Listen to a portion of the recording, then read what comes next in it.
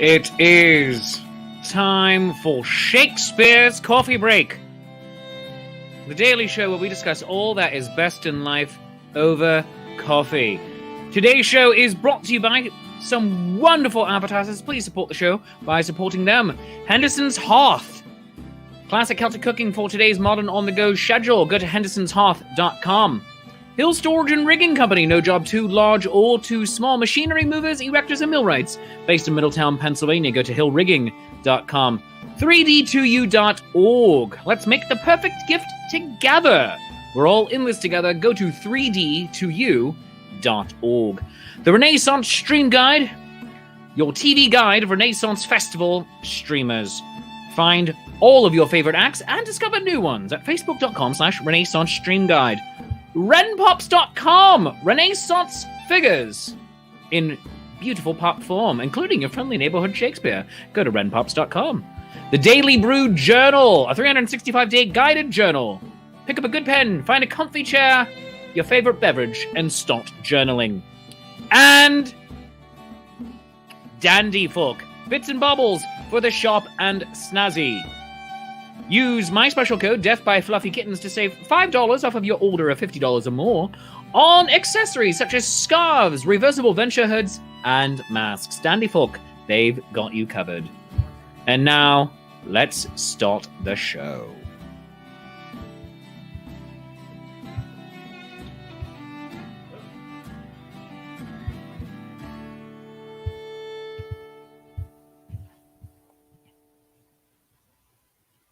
Hello, my friends, and welcome to Shakespeare's Coffee Break. I'm your friendly neighborhood Shakespeare, and I am on my coffee break. Let's have a nice, noisy slurp right now to start things off.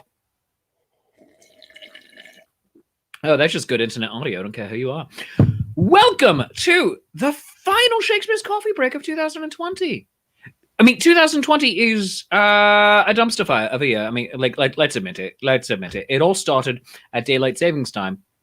And it started getting better when we got off of daylight savings time. So, we should never do that again? I don't know. It was also a leap year, so it was weird, yeah. But, welcome. This show, this year, has been a special project of mine. I've done it nearly every week, almost every day, for 9 months. And we're going to be taking a break until Monday, January 11th, when we're going to go to a new time. We're going to shift the show up to 10:35 in the morning, Mondays, Tuesdays, and Wednesdays. And then on Thursdays, we're going to have Sonnets with Shakespeare, writing sonnets with Shakespeare.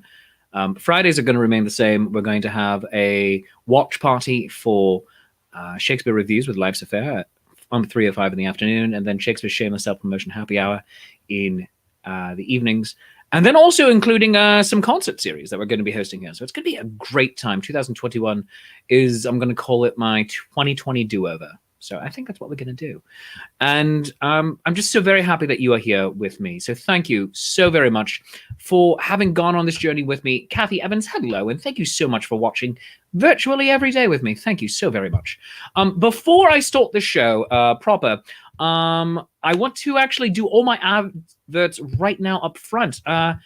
So today we have the amazing, great and good Steve Anderson of Great Tales Live. He's going to be giving us the history of Christmas, a Dickensian Christmas rather, today. He's going to be amazing and wonderful. You remember him from our Halloween episode, but also Steve, you know him from playing many parts with my social distancing players, and he's going to be playing another one this Friday.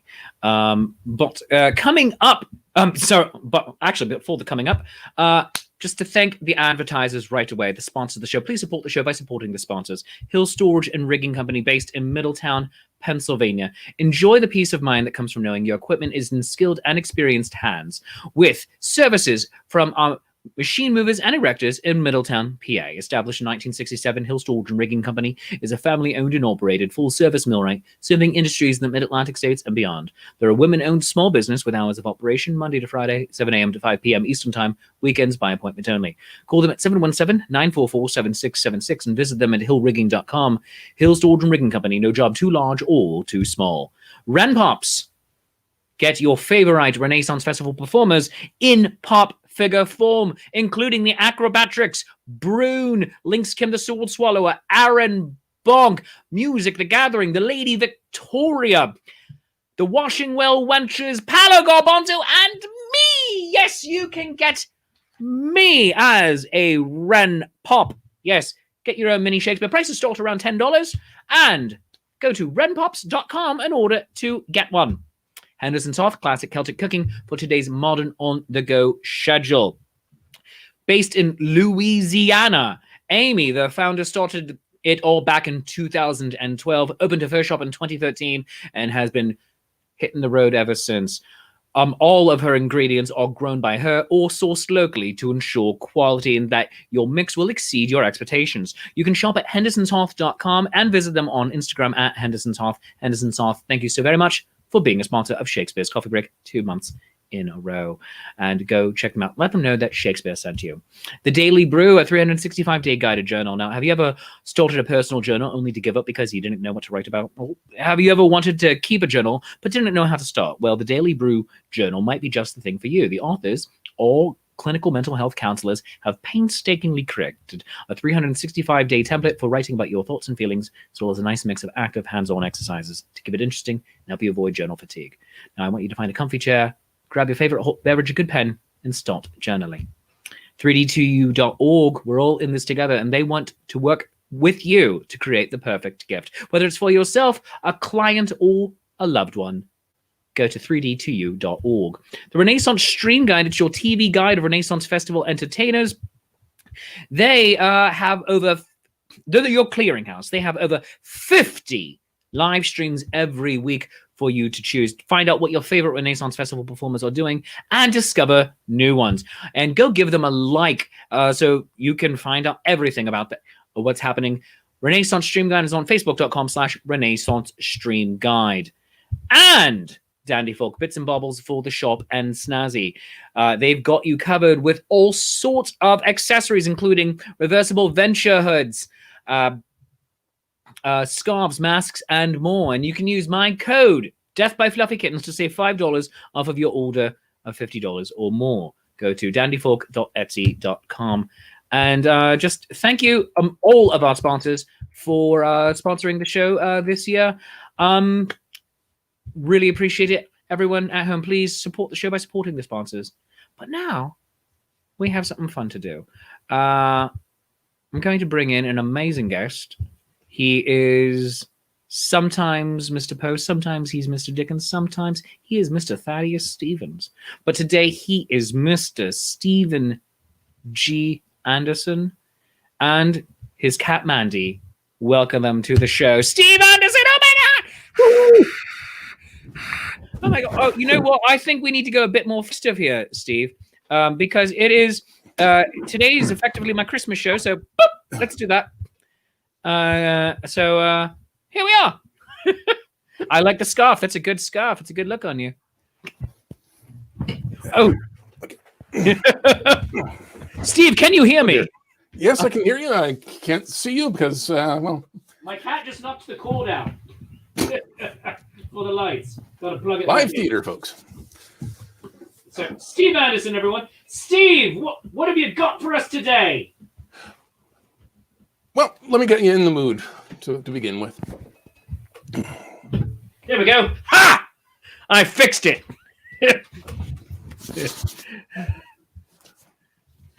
Marley was dead, to begin with. There can be no doubt about that. The certificate of his death had been signed by the clergyman, the clerk, the chief mourner. Scrooge himself had signed it. Marley was as dead as a doornail. Not that I can tell you why a doornail should be so dead. I would have thought a coffin nail, perhaps, but so be it. Marley was as dead as a doornail. This must be distinctly understood, or there can be no wonder in the story I'm going to tell. So, you'll allow me to repeat one more time. Marley was dead. And Scrooge knew he was dead. Of course he did. How could it be otherwise? They've been partners for, I don't even know how many years. Scrooge was his only partner, his only executor, his only heir, his only friend, his only mourner. Funeral was just as Marley would have liked it. Cheap. But Scrooge, A squeezing, wrenching, clutching, grasping, covetous old sinner was Scrooge, hard and sharp as flint. No one ever came up to him in the street and said, "My dear Scrooge, how are you? When will you come and see me?" No children asked him for the time. No man or woman ever once in all of his life asked Scrooge the way to anywhere. Even the blind men's dogs would tug their masters into doorways and up alleys when they saw him coming. But what did Scrooge care? It was just what he liked, to edge his way along the crowded paths of life, warning all human sympathy to keep its distance. And if I go on from there, we'll be here for the whole hour. So I'm going to... Oh, Steve Anderson. So Charles Dickens wrote that amazing piece, Christmas Carol, that you are quoting from now. Mm-hmm. And unlike Shakespeare, he did not write it in time of plague. Apparently, like, people claim that King Lear happened. But he did do it in, what is it? In 6 weeks flat. In 6 weeks. We'll get to that, I'm sure. Well, let us get into that. First off, you are a storyteller. So is your relationship with Dickens that clear and straightforward, that you're a storyteller? He wrote stories and also would perform them himself, and that's what brings you over to it? Or do you have a special relationship with it? Well, I would certainly say I have a long-standing relationship with it. I had been telling people that I've been doing a Christmas Carol in one way or another for 20 years. I have been corrected. It's 21. Did 2 years part of an ensemble with Open Stage in Harrisburg, Pennsylvania. Then 1 year as a walking tour in Gettysburg, using some of the old historic buildings for a set, which sounded like a wonderful idea when I came up with it in September of the year, and not quite so bright when I was giving it outdoors in December. And since then, I've been taking it on the road, performing at schools, theaters, libraries, senior centers, all kinds of places. I'm going to be presenting an adaptation of it on my Facebook page next week, so Wednesday the 23rd. You can see the links going by, facebook.com/Great Tales Live. You can find out about that show. So every year when I was, getting ready to do Dickens again, I'd read a little bit more, get a little more curious about something in the story that just kind of seemed odd to me. And every time I learned a little bit more, I realized just how much more there was to learn. And ultimately, I ended up creating a whole separate, hour-long program about the history behind A Christmas Carol, why Dickens wrote it, and why it matters, and how it changed the way we celebrate the whole holiday season all these years later. And of course, what exactly is a humbug, after all. So why? So let's get into that. Why does it matter? How did it change how we celebrate it? But let's talk. What is a humbug? Okay, so short answer: humbug means nonsense, means a trick, which makes sense. I mean, if you're sitting by the fire having your dinner, and your partner who's been dead for 7 years comes strolling in through the closed door, nonsense. My eyes are playing tricks on me. Humbug. Very good. Now, mind you, the first time Scrooge says humbug, even the characters in the story misunderstand what he's saying. Fred comes in, "Merry Christmas, Uncle." Bah, humbug. Christmas, a humbug. But he didn't say that Christmas was a humbug, at least not there. He's saying that Merry Christmas is a humbug. Deciding to be happy because of a date on the calendar just doesn't make any sense to him. Yeah. And then he overhears Bob Cratchit saying the same thing, calls him an idiot, my clerk, and walks away saying, "I'll retire to Bedlam." Bedlam was Bethlehem Hospital, London's very first insane asylum. Yes. The idea of a poor man who decides to be happy, it doesn't compute for Scrooge. Well, what right have you to be merry? What reason to be merry? You're poor enough. Exactly. I gave you the intro. Scrooge, the squeezing, wrenching, clasping, covetous old sinner. something that I think is kind of cool, and I haven't seen anybody else really mention, is that Scrooge was a word. I mean, obviously it's a word today, you're being a Scrooge. It was already a word. It meant literally to squeeze. So right there in his name, he's all about what can I clutch, what's mine, what can I get. And so basically Dickens just redefined, or at least clarified, the word Scrooge for audiences from forever after. That's wonderful. It's so grand. So 170 years later, we are using that. Now, why did he write it? Oh, good question. Okay, so let me start here. In 1843, Charles Dickens gave up. His last few books hadn't been selling as well as he'd like. They were still, by modern standards, bestsellers many times over. But 20,000 copies is not the 100,000 he was used to. It wasn't the 100,000 that he needed to pay the mortgage on the enormous house he just bought. And at the same time, his marriage has fallen apart at home. He decides, I'm done. I'm done telling stories. I'm done with social commentary. I'm just done. He's going to move out to the country. Maybe he'll write a travel book now and then. People seem to like those. But he still has, contracts to complete before he can actually retire. He has to write the last few installments of his current book. And he has to give a couple of public appearances he's already promised. And the last of those public appearances was in a place called Manchester. Now, I'm not going to go into detail. This is an upbeat kind of show, but put it this way. Anything you think you know about poverty in the 19th century, Manchester was worse.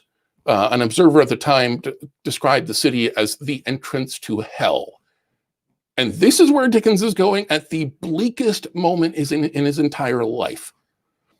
He's going to give a speech at the Athenaeum, a society for supporting the poor. And he gets up in front of an audience, 2,000 people, most of them working men, desperately trying to survive. And he is scathing. Says, how often have we heard that a little learning is a dangerous thing? That a little hanging is a dangerous thing? That because a little hanging is a dangerous thing, we should have a great deal of it? That because a little learning is a dangerous thing, we should have none at all? He is boiling about class, about poverty, about how people are treated. And then as he's speaking, he starts to notice these men in the audience, these working men watching their families, starve day by day.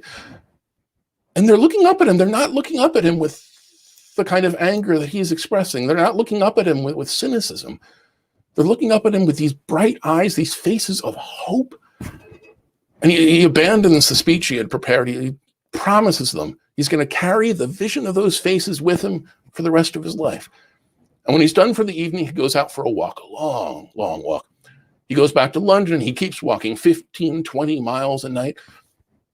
I realize that's nothing to those who jog long distance, but for the rest of us, 15, 20 miles a night is a long walk. And he's using these walks to think back about his life, about his career. Now, here these men are in the worst situation imaginable, holding on to hope, and he's ready to give it up and walk away because of some bad sales figures. He keeps walking, keeps thinking.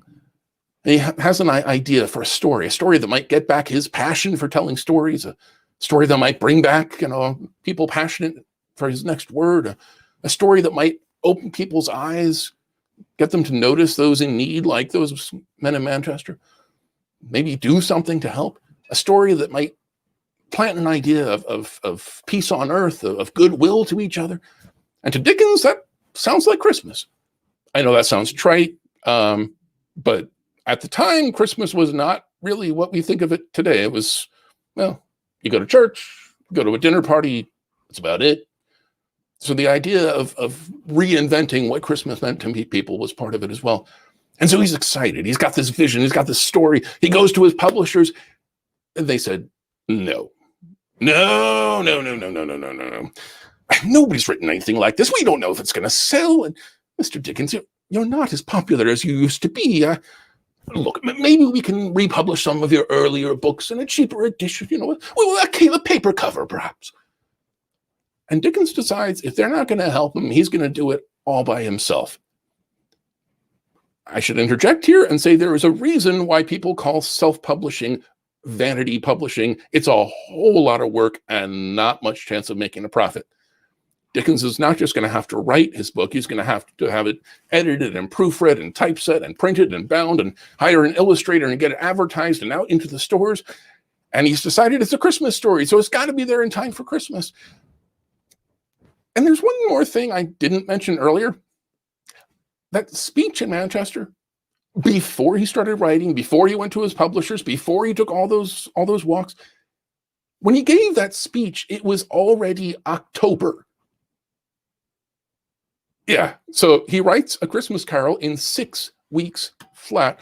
I'm going to try and do something a little bit technical here, at least in my world. Oh, man. Hang on just a sec. Yeah, that should work. The joys of trying a new computer skill live online. And for some reason, why is that not showing up? All right. Suffice to say, he writes it 6 weeks flat. I am sure you can't read a printout over a webcam, but even over the webcam, you can see he's scrawling away mile a minute. He's crossing out whole paragraphs. He's just blazing forward. 6 weeks flat. And he gets it done, gets it into the shops December 19th of 1843, with almost a week to spare. So you asked, why did he write A Christmas Carol? That was what set him off. Should mention, by the way, the publishers were wrong. The first printing sold out in 3 days. Second printing sold out in about a week. They were on the third printing by New Year's. So yeah, that's amazing. They may have been a little bit off about whether it would sell. So publishes it as a vanity project, I mean, effectively, and really realize that he had something to say. That is brilliant. Oh my goodness. And so what I said earlier, 170 years, not quite accurate, but 160 some years later, we still have this now.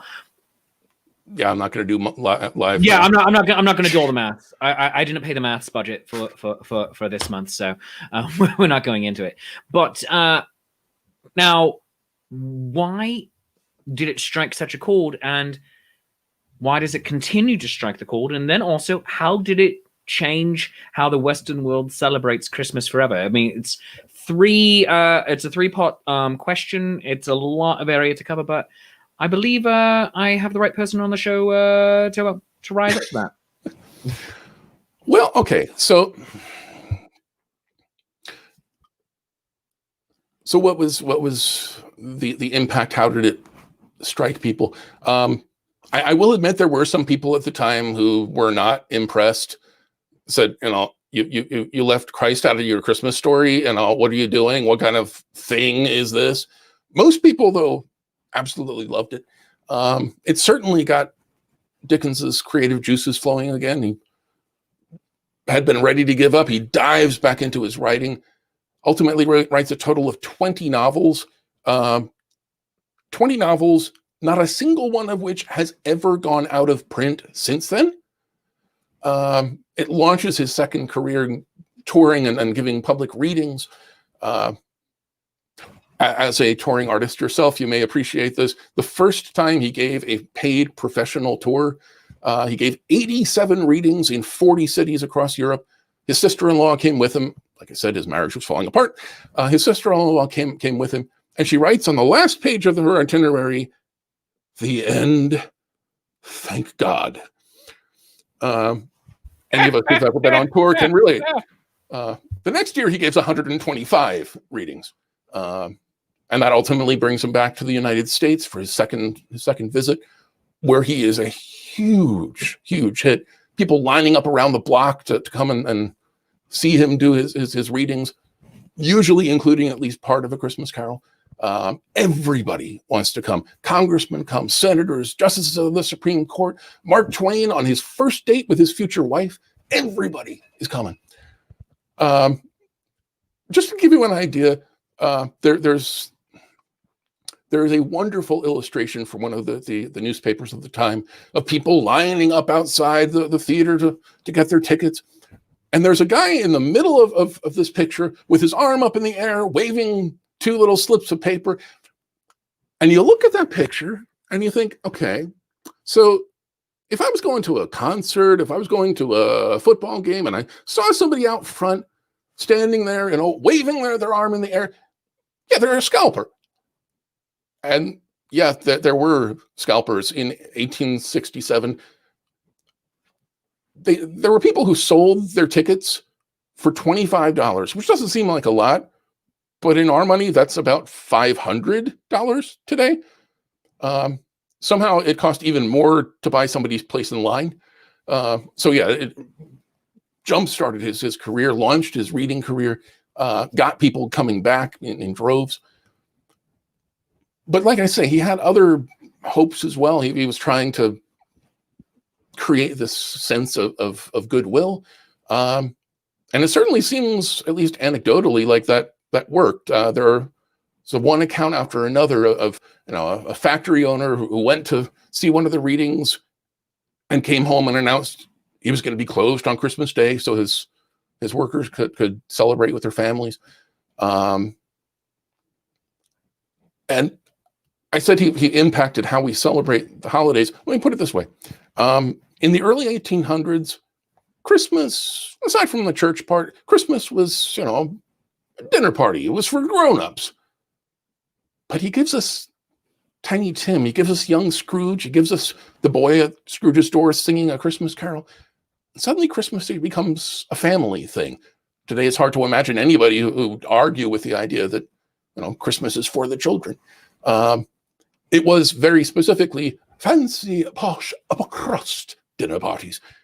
But he gives us the Cratchits having Christmas dinner, and it becomes something that crosses class, crosses all kinds of lines. I like to think that the readings had a part to play in that as well, because he insisted on general seating, which, okay, that doesn't sound very impressive. But think about it this way. It's 1867. It's 2 years after the American Civil War. And you've got men and women, black and white, all sitting together, all at the same show, all enjoying it together. Not everybody was happy about that. There was a guy who almost had a panic attack. But it became something that could bring people together. He changed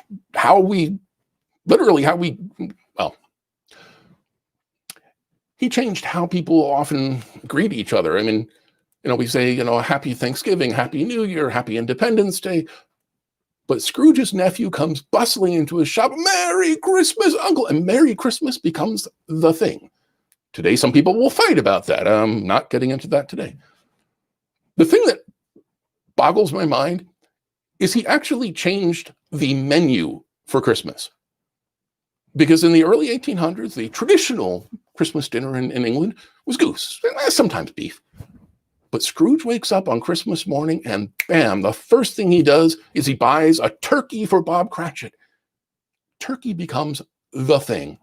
There was a magazine at the time by the wonderful name of Wilkes's Spirit of the Times that said, what's the line? Dickens helps the poultry business amazingly. Everyone who reads it and has money immediately rushes out and buys a turkey for the poor. I can't say everyone, that's, exaggeration, but he made turkey the thing to have at Christmas for generations to come. As one historian from a somewhat more cynical point of view says, Charles Dickens single-handedly put the goose industry out of business. And I will note, by the way, 20 years later, 1863, across the pond here in the United States, when Abraham Lincoln establishes the very first nationwide annual Thanksgiving holiday, there's no question, there's no debate. Instantly, everybody knows we're going to have turkey. Everybody knows we're going to have turkey. I mean, days, possibly a couple weeks, but I think it's literally days after Lincoln, announces the holiday, the Union Army starts organizing to figure out how do we get turkey to all of the soldiers in the field? Because obviously, if you're having a celebration this time of year, what else are you going to serve?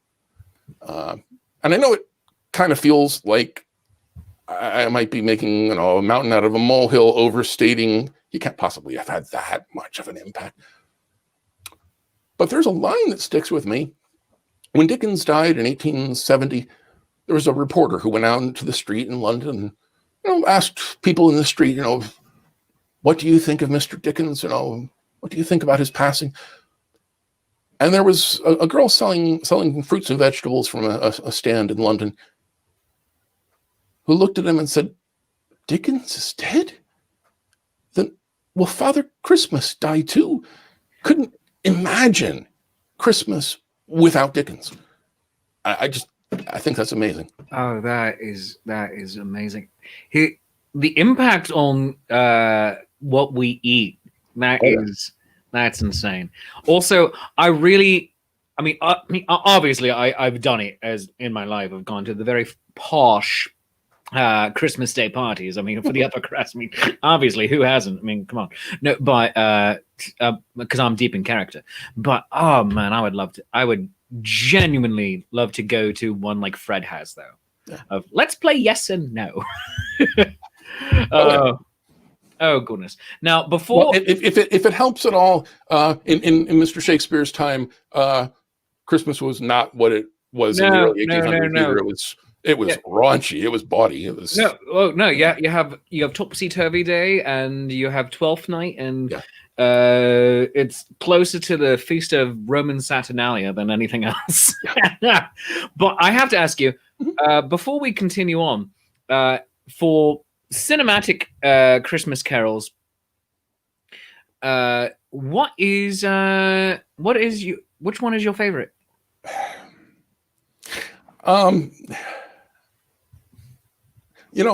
Honestly, and I know people kind of look at me funny when I say so, but quite honestly, the Muppet Christmas Carol blows me away. That's the good answer. In part because it's the only one. In part because it's the only one I'm aware of that includes Dickens in the story. The book is so self-referential, so much, and I am here and I'm going to ask questions, and the Muppets do it brilliantly. Nonsense about dead as a doornail, who came up with that? And everybody does Christmas Carol, and they skip that. Yeah, and it's so much a part of it. And his running dialogue in that with Rizzo the Rat, who's just being Rizzo. There's no pretense on Rizzo. I'm not being anyone else. I'm Rizzo the Rat. Mm-hmm. It's so wonderful. it's so self-referential in that it is Gonzo the Great being Gonzo the Great, but saying the role of Charles Dickens. And it's not self-referential to Dickens's life. It's self-referential to Gonzo, but it makes it, just by virtue of that, so very Dickensian, and it's brilliant and wonderful. Yeah. Susan Hill also agrees. She says yes, Muppets are the best, followed a bit by Albert Finney. Kathy Evans says Muppets version was great. The 53 version with Alistair Sim, I think that one's pretty good. And then there's also the 35 version, which my wife prefers. And then Susan also says her bedtime eating behaviors have been forever changed from Dickens, because she's pretty sure she doesn't eat cheese near bedtime because she is afraid of being visited by spirits. Or underdone potatoes. Oh yeah, there's more gravy than grave about you. Oh goodness! And whatever you do not swallow a toothpick. Oh, you'll be haunted by legions of demons for the rest of your life. That, and also that's just good advice. Period. Don't swallow a toothpick. Yeah, medically. I'm not sure why it occurred to Scrooge that you might, but Well, Steve Anderson, keep on going. Tell us more. We want to know things. Keep going. Okay. So we talked about where the story came from. We talked about impact. And we all know the story. Oh, Scrooge, Marley, Tiny Tim. We know it back and forth. So one of the questions I asked myself was, okay, so what don't we know? That was how I started digging up things like the word Scrooge, to squeeze. Turns out Cratchit comes from a word as well, comes from cratch, which is a very old form of creche, like, like manger, like Bethlehem. So they're, staking out in the names what the two camps are in this story. That's not to say that everything, is in code and you have to have a dictionary. One of my favorite little bits, a few months before Dickens writes A Christmas Carol, he goes to a St. Patrick's Day party and he's having fun with his friends, and they're chatting about some of the odd names they've encountered lately. And his host butts in, well, what about me? I have a rather unusual name, don't you think? And Dickens turns to him and says, I promise you, by the end of the year, your name will be a household word. The host's name was Dr. Miles Marley. So that's where Marley comes from. Now, what you mentioned about can't you believe I'm using this as a segue, but you mentioned Gonzo being self-referential. Dickens is often self-referential. He's often pulling from his experience, but nowhere in quite the same way as he does in A Christmas Carol. Let me put it this way. We meet young Scrooge. He's at the schoolhouse. He's been left behind by his friends and he's all alone, but he's okay. He's happy because he has his books, and Scrooge remembers when he was that boy, when Ali Baba was his best friend in the world. Well, when Dickens was a kid, he would go out and play with his friends, but he loved nothing more than to stay home and curl up in his father's library if he could be surrounded by books. And his favorite, he makes no secret of it throughout his life, his favorite was Ali Baba. He's identifying with Scrooge. Okay. And then Dickens's life kind of fell apart. His dad got into debt, and then deeper into debt, and eventually the whole family was thrown into debtor's prison. By the way, the single stupidest thing in the history of the judicial system. You can't pay your debts, so we'll throw you in jail where you can't possibly make money to pay your debts. Anyway, the whole family is sent to debtor's prison, except Charles. I believe he's 12 years old at the time, and he's sent to work at a factory packaging shoe polish. It's long, grueling days, 10 hours, 12 hours, sitting right by a window so people passing by can gawk at the little boy. It's a nightmare at the time. I put it this way, the first day on the job, one of the older boys showed him around. This is what you're doing. This is how it works. The older boy's name was Fagin. He pulls from that even, in Oliver Twist, Oh, that's fantastic. Yeah. So we get young Scrooge, who's now getting a little bit older and in this crumbling place and feeling trapped and hemmed in. We find out that his father won't allow him to come home. Turns out, about 6 months after the family was sent to debtor's prison, they were released. There was an inheritance, the debt was paid, and everybody got to come back home except Charles. Because his parents said, no, we need the money.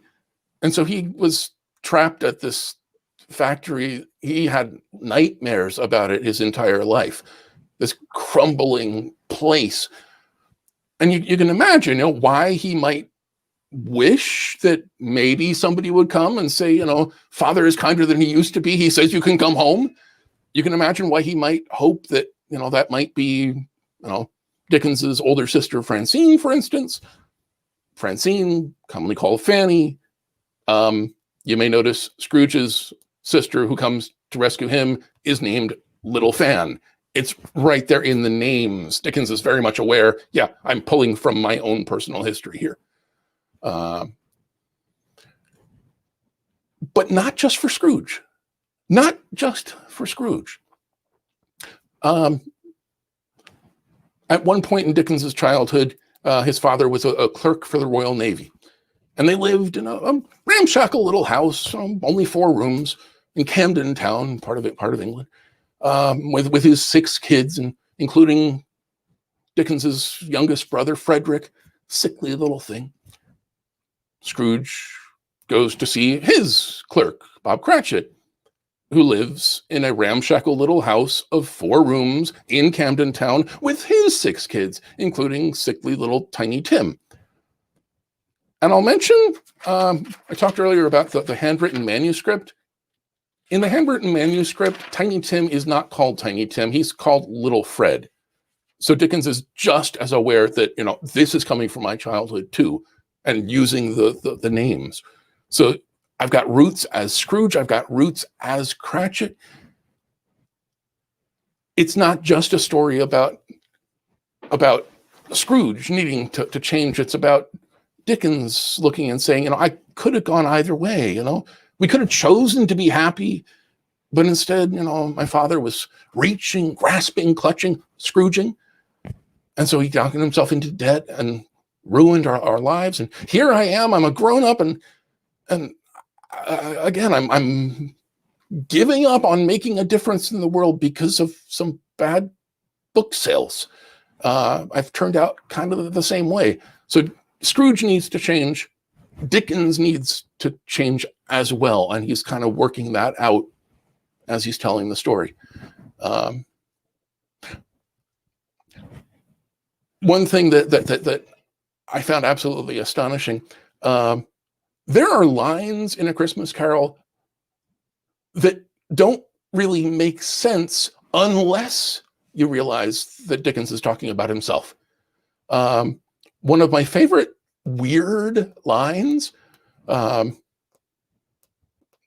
remember standing on stage the first couple of years I was doing A Christmas Carol, listening to the Cratchit dinner, hearing the little kids, and I'm kind of scratching my head inside, because the Cratchit children are looking forward to their dinner, and well, what if the meat is overdone, or what if the pudding isn't done enough, or what if someone should have hopped over the wall and stolen it?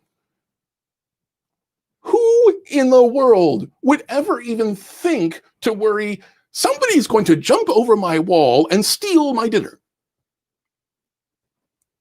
Why? Turns out that when Charles Dickens was a kid in that ramshackle little house of 4 rooms in Camden Town, they didn't have a fence in the backyard. They had a low stone wall in their neighborhood.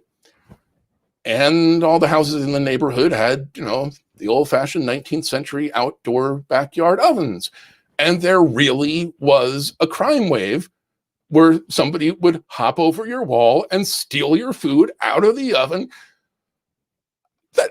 That line makes no sense unless you understand that Dickens is talking about his own childhood.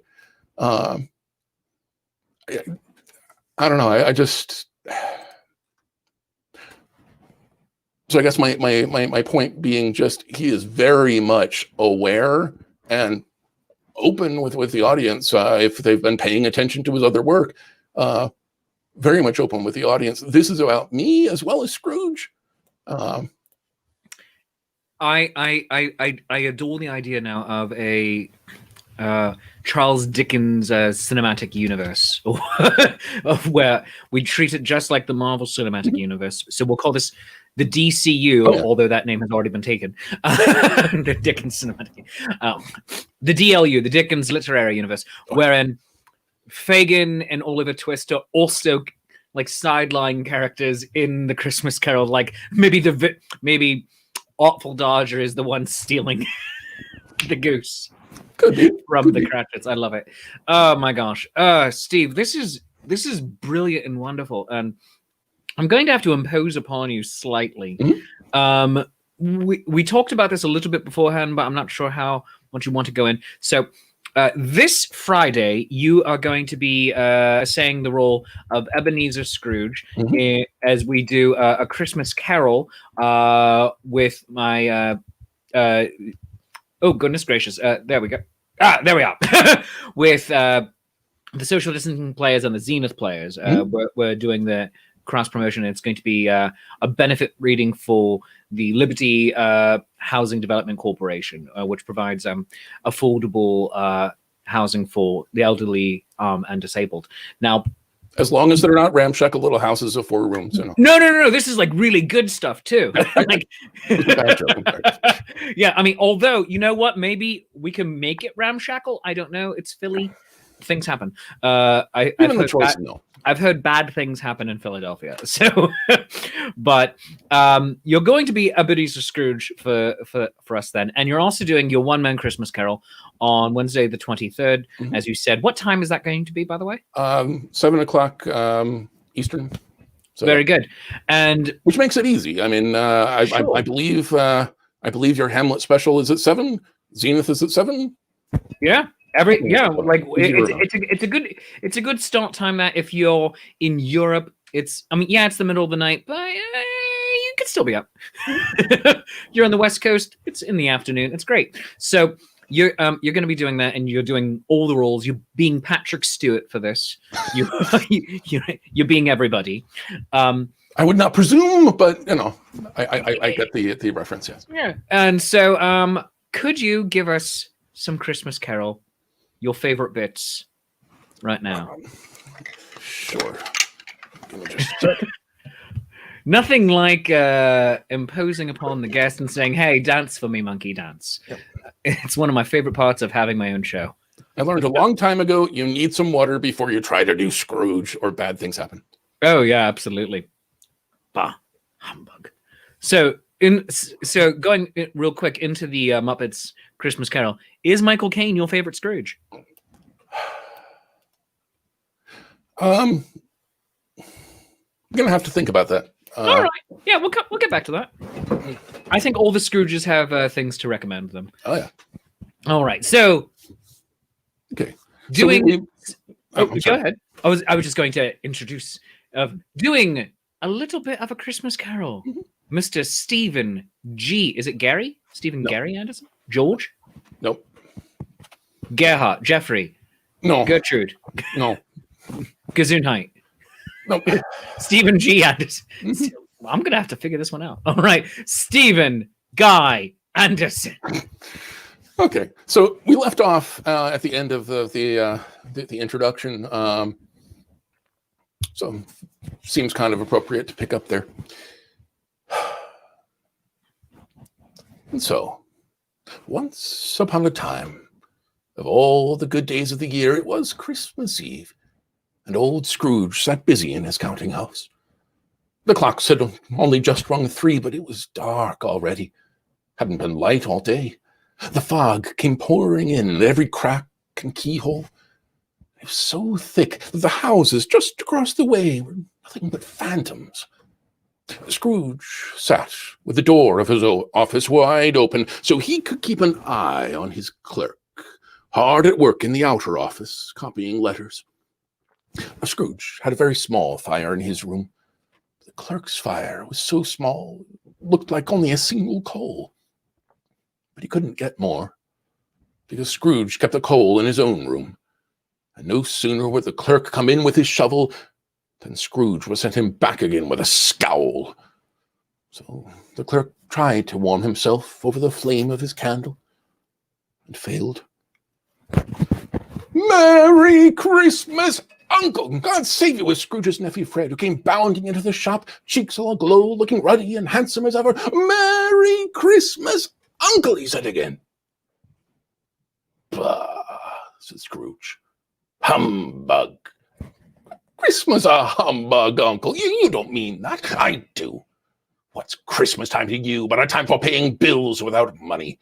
A time to find yourself a whole year older and not 1 hour richer. Every idiot who goes about with Merry Christmas on his lips should be boiled with his own pudding and buried with a stick of holly through his heart. Uncle, if you keep Christmas in your way, let me keep it in mine. But you don't keep it at all, Uncle. Let me leave it alone, then.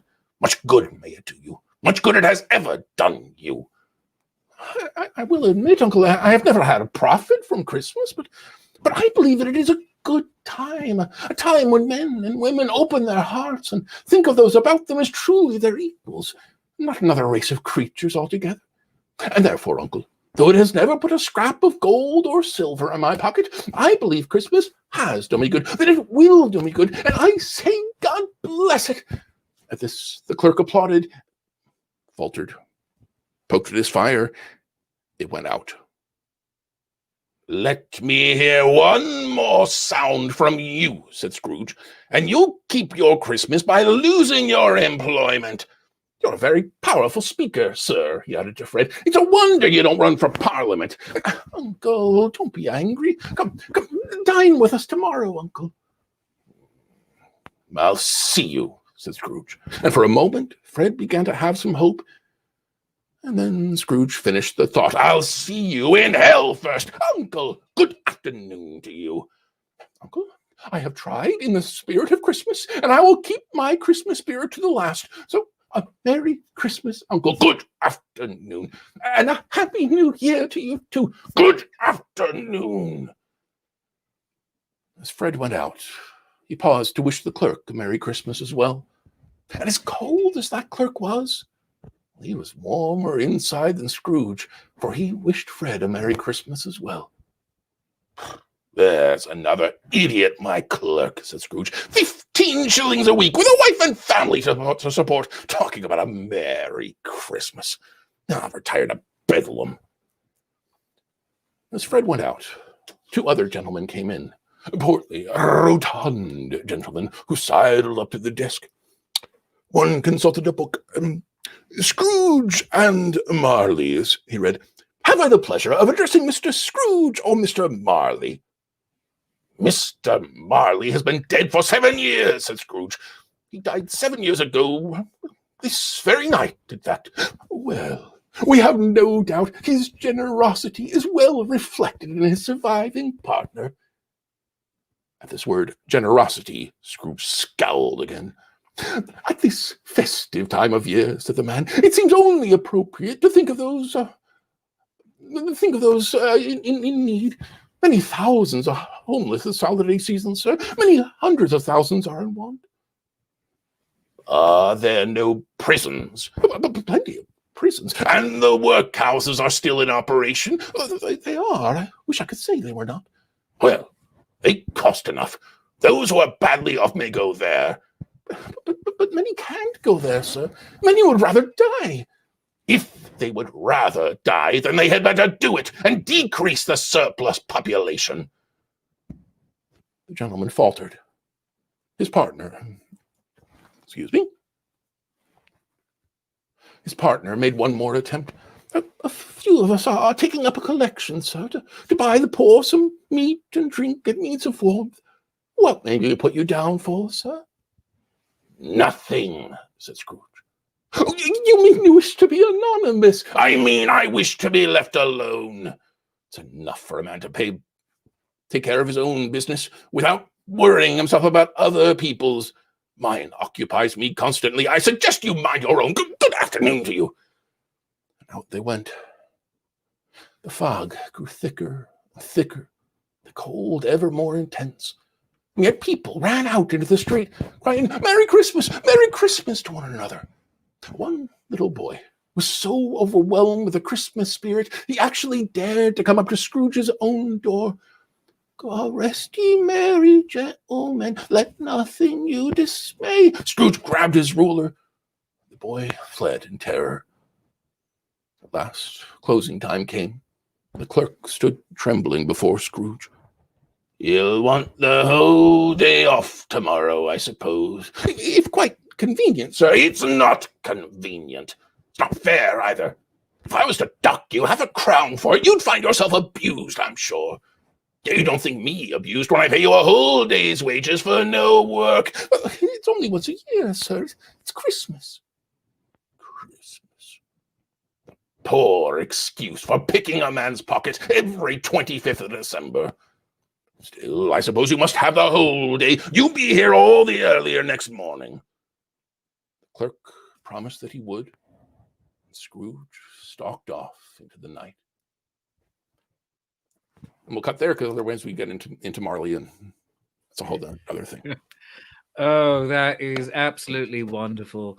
The great and good Steve Anderson, storyteller, historical interpreter, guy who has done a whole lot of research into Mr. Charles Dickens.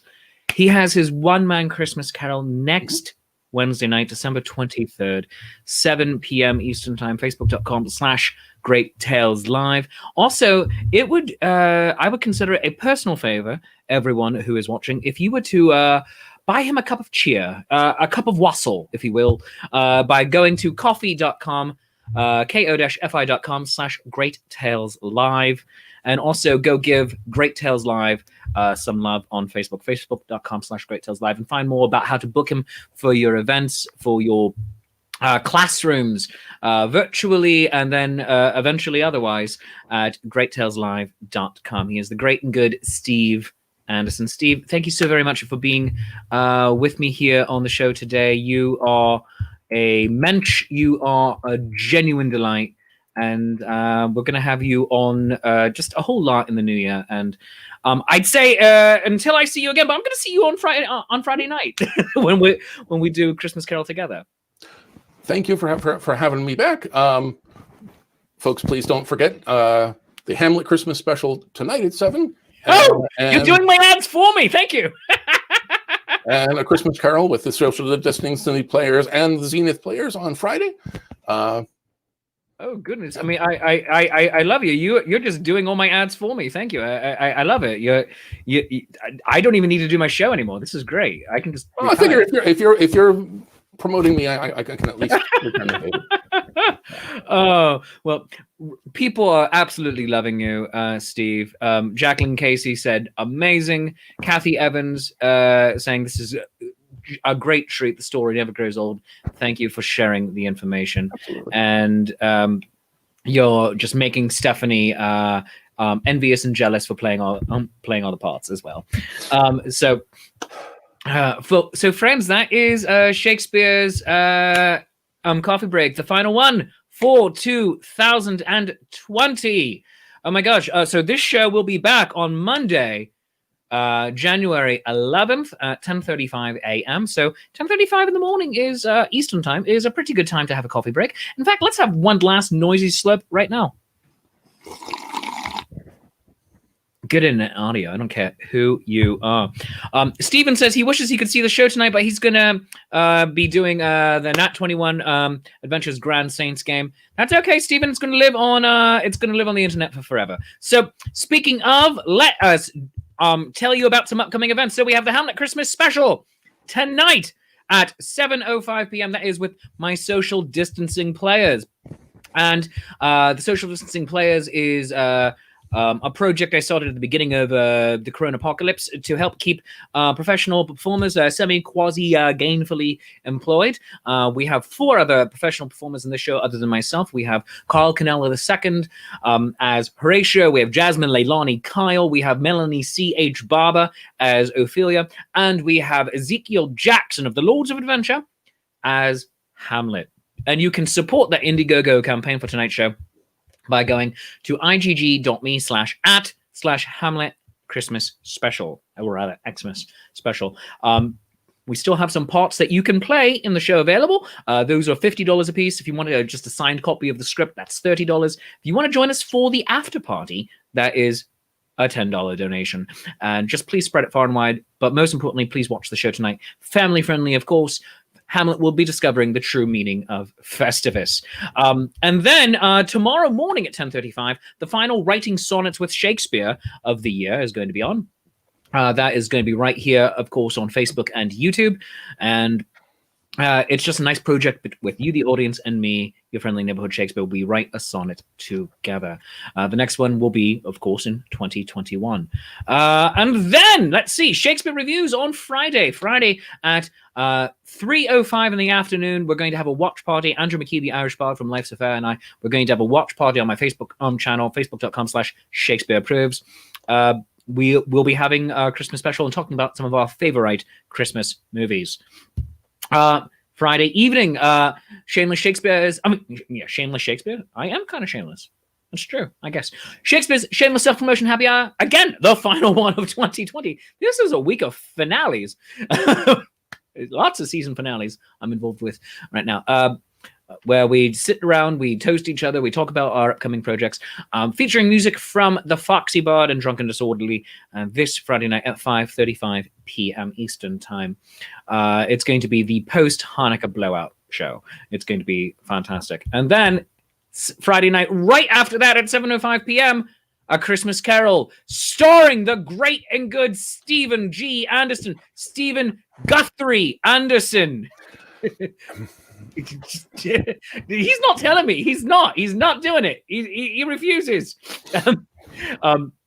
So we are doing that. It benefits our less fortunate brethren to basically help give them affordable housing in the Philadelphia region. The Liberty Housing Development Corporation. Go check them out online. LHDC.org, I believe, is the website. We're going to be having a fundraiser during that, and we hope to raise several $100s, just help them along, if not more.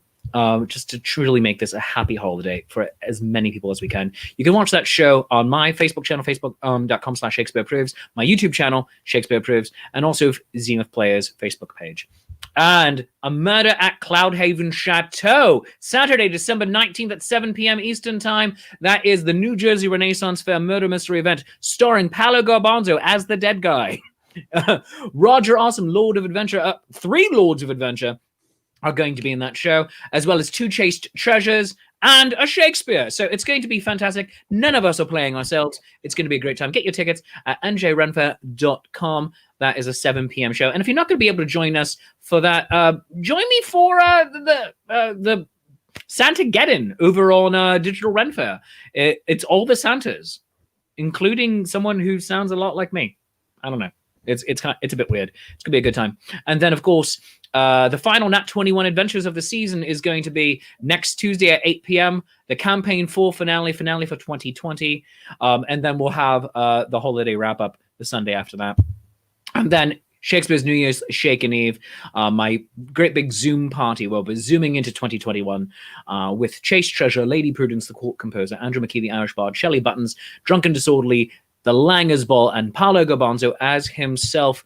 We're doing that, of course, on New Year's Eve. You can get your tickets on my website, shakespeareapproves.com. There's a Facebook event. And use my special code Shakespeare to save $5 off of your ticket price. We want to have a great, fun New Year's Eve party, and we want you all to be there with us. Wear your best Renaissance Festival garb. Wear your fanciest New Year's going out clothes. Wear your coziest jammies. I don't care. Just show up and have a good time with us. And of course, Shakespeare's Coffee Break will be back in 2021 at 10:35 in the morning. So friends, that's about it from me. If you've enjoyed the show half as much as I enjoy making the show, I enjoy it twice as much as you do, and that's called math. And whatever you feel it's worth, a 1, a 5, a 10. For a 50, I will come to your front yard and steal a pie. I mean, from Steve. I will steal the pie from Steve. I will steal it from his backyard and bring it to your backyard. And then, or maybe your front yard. I don't know.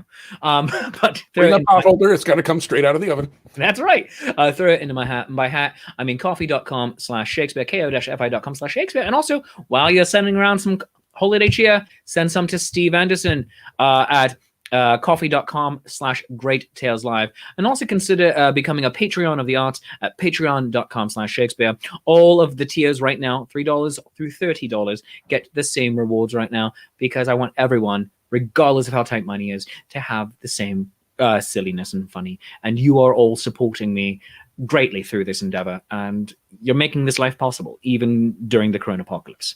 Thank you.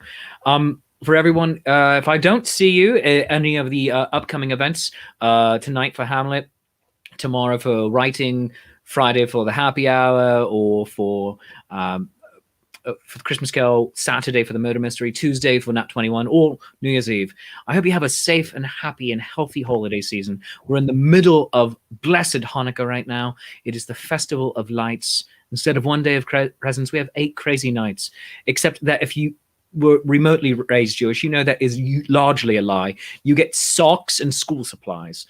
And then you're like, really, mom and dad? Really? Really, really. And they're like, yeah, play with your pencils. Play with your pencils in your underwear. And you're like, all right, this is weird. All right, but Jewish kids, you said and your underwear and not play with your pencils in that. No, and your underwear. All right, just no. checking. Although if they're clean, you could like drape them over your pencils and make a tent. Like a tent for your action figures. I got nothing. I speak from experience. It's fine. It's fine. Have a very happy and healthy holiday season. Please wear your masks, exercise your social distancing, and as soon as you're able, get a vaccine because we want to be with each other physically this time next year. So thank you so very much for joining us here today. And as the great Steve Anderson will no doubt say, God bless us. Everyone. Bye-bye. I love you. You love me. Mutual glorious affection, everyone. We'll see you next year.